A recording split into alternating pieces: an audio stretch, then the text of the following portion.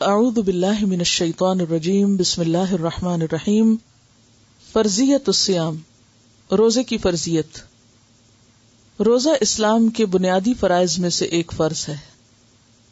عن ابن عمر رضی اللہ عنہما قال قال رسول اللہ صلی اللہ علیہ وسلم بنی الاسلام علی خمس شہادت ان لا الہ الا اللہ وان محمدا رسول اللہ وإقام الصلاة وإيتاء الزكاة والحج وصوم رمضان رواہ البخاری.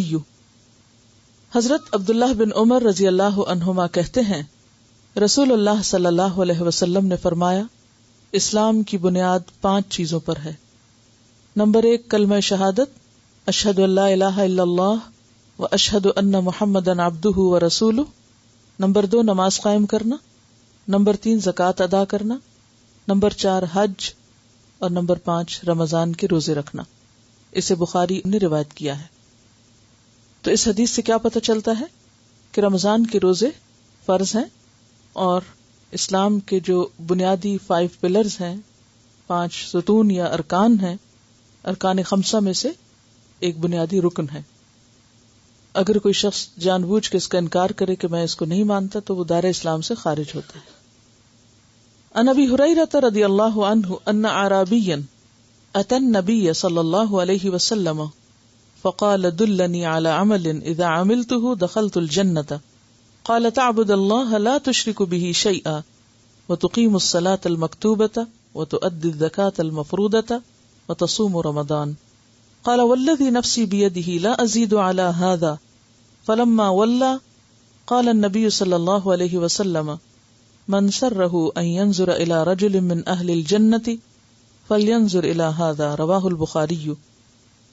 حضرت ابو ہریرہ رضی اللہ عنہ کہتے ہیں کہ ایک اعرابی نبی اکرم صلی اللہ علیہ وسلم کی خدمت میں حاضر ہوا اور عرض کیا مجھے ایسا عمل بتائیے جس کے کرنے سے میں جنت میں داخل ہو جاؤں. آپ صلی اللہ علیہ وسلم نے فرمایا اللہ تعالی کی عبادت کر، اس کے ساتھ کسی کو شریک نہ کر، فرض نماز قائم کر، فرض زکوٰۃ ادا کر اور رمضان المبارک کے روزے رکھ.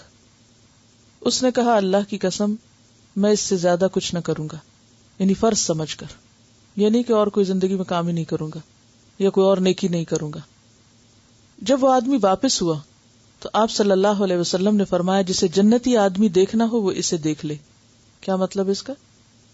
کہ اگر کوئی شخص ان ارکان خمسہ کی صحیح طور پر پابندی کرتا ہے تو ایسا شخص انشاءاللہ جنت میں جائے گا. یہاں پر آپ دیکھ رہے ہیں کہ حج کا ذکر نہیں ہے. اس کی وجہ یہ ہو سکتی ہے کہ ہو سکتا ہے اس وقت تک کبھی حج فرض نہ ہوا، اور یہ بھی ہو سکتا ہے کہ اس شخص پر فرض نہ ہو، یعنی وہ اس کیٹیگری میں نہ آتا.